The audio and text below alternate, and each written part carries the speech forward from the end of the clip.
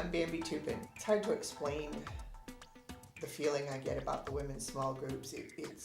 I've learned so much and I've met so many people, and it's done so much in my life that I really have a hard time breaking it down into small bits and pieces. Hey, I'm Jimmy Lancaster. Been going to Gateway now for about 2.5 months. Become a part of the setup and teardown team. I'm Cassie. And I'm Dennis. And we've been greeting for about probably 6 months now, and we really enjoy it. I'm in the military, and every 3 years I have to find a new church, and it's really nerve-wracking to go to a new church. And it's always nice when you have somebody with a warm smile and somebody there to greet you and say, welcome to Gateway. It makes it a little easier. My name is Melissa Barrich, and I just wanted to share with you a little bit about my experience in working back in the children's area. For the past year, I've served in Road Trip, which is K through 5th grade. I've learned a lot about the Bible. I've learned a lot about depending on other people. And I've gained some friendships, and I've met some wonderful people that I know will be there for me whenever I need them. And to me, that's very important.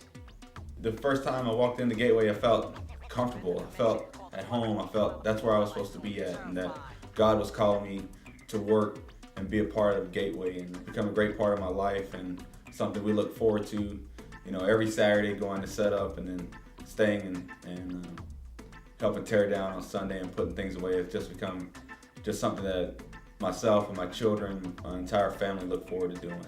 Greeting, definitely, we both enjoy it a lot. Kind of Cassie drugged me into it, but since getting there, I really do enjoy it and look forward to it. If you guys get a chance to work with Jay and Shelly, absolutely funny and awesome, and you could probably learn something from them. Women's small group came at a really hard time for me, a bad time, and it was like a lifeline in the dark for me, and I really appreciated it. I knew that there was just a huge need for leadership back in the children's department. Gateway is so blessed to have so many children. So really just kind of out of duty, responsibility, I guess. You don't have to look too far in the Bible to know how important children are to Jesus, and how he calls us to teach them about him and just pass down the heritage that we have from him. And so I really just decided I would go back there and work with the children. I tell you what, I got back there and we just have a blast. We do some praise and worship.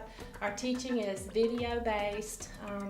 After that, we have opportunity to just talk to the kids on a more personal level and talk about what we learned and how we can use what we learned in our everyday life. And God has just put a love in my heart for these kids, and he has taught me once again how important it is to just get down on the floor and look in the face of a child and tell them how special they are and how much Jesus loves them and how he has a plan for their life. And I'm just so grateful to Gateway for the opportunity to once again work in the children's department.